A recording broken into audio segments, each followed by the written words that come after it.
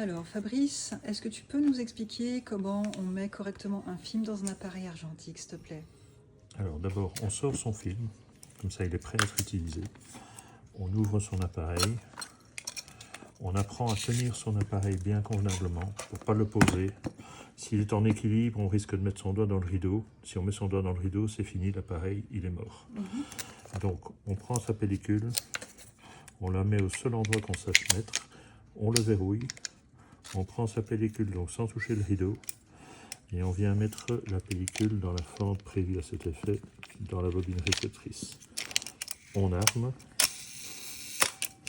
là, le film est bien entamé dedans, on regarde que les dents soient bien coincées, on referme, à ce moment-là seulement on lâche, on prend la manivelle, on tend son film.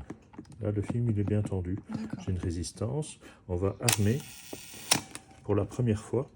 La première fois que j'arme, ça doit tourner. On sort la pellicule de la bobine, donc c'est normal que cette manivelle tourne. Ça prouve que le film est bien coincé et que donc on peut faire ces 36 photos à son aise. Là maintenant je suis sur la première, je peux refermer et faire mes photos, mon film complet. À ce moment-là on vérifie qu'on a bien mis la sensibilité du film qu'on a acheté. Ici c'était du 200 ISO, je mets 200 ISO, comme ça la cellule sait quelle est la sensibilité du film et on peut travailler. Quand le film est fini, on pousse, on fait jusqu'à 36 photos, on n'essaye pas d'en faire une 37e, sinon on risque de casser le film. On pousse sur le petit bouton là qui désynchronise l'armement, on prend alors sa manivelle et on tourne toujours dans le même sens, sans des aiguilles d'une montre, pour rebobiner. Là le film a sauté, je peux ouvrir et sortir mon film. Voilà. Super. Merci Fabrice. De rien, s'il vous plaît.